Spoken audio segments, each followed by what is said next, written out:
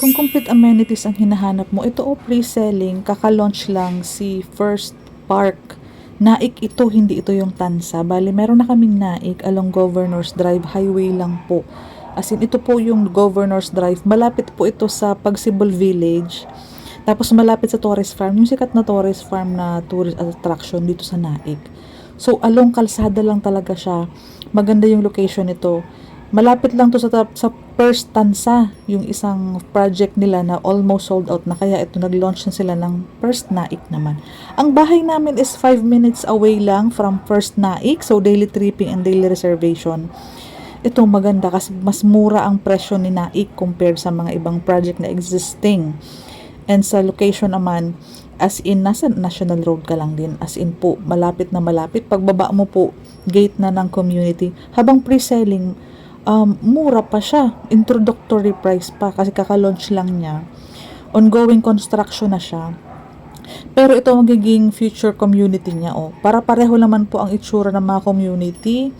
Para parehong itsura ng mga project. Ito si Una. Ito po yung una nila. Ito ang pangalan nito is si Calista. Si Calista po, meron siyang end, meron siyang mid.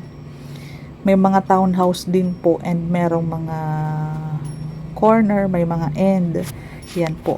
Para pareho po ang itsura ng lahat ng first project. Kasi may mga batulaw.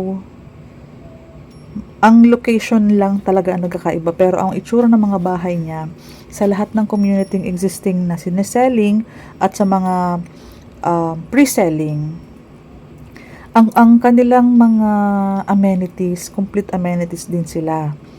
Para pareho din po. May adult pool and may water play. Maganda po ang kanilang community, maganda po ang kanilang mga amenities.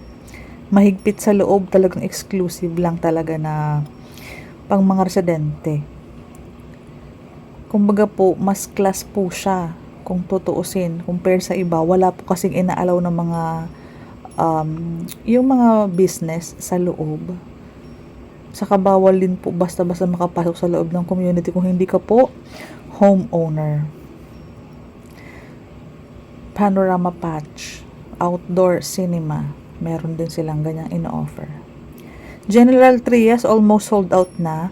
Si Tansa, mga RFO ang meron. Kung pre-selling at mas mababa ang presyo, si First Naik po.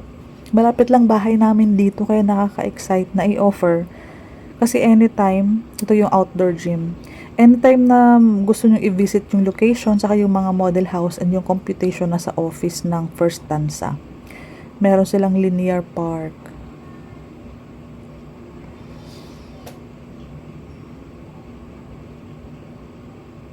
Bar Park.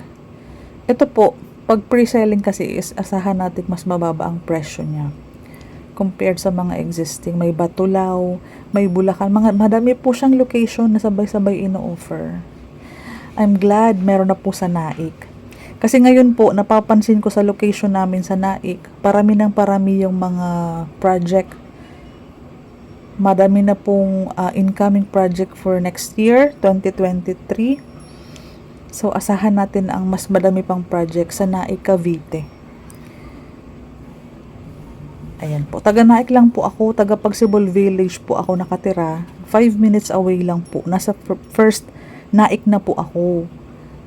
Kaya kung ako po mapipili po ninyong ahente, sige po, mag-discuss tayo ng mga promo sa pipiliin ako bilang ahente nila. Kung si First Naik po ang option mo or First Tansa, since napakalapit lang sa aking location, no hassle. Nagmomotor po kasi ako. Anytime na gusto nyo pong i-visit or i-check yung location, saka i-visit yung mga model house, bank financing po, meron sila.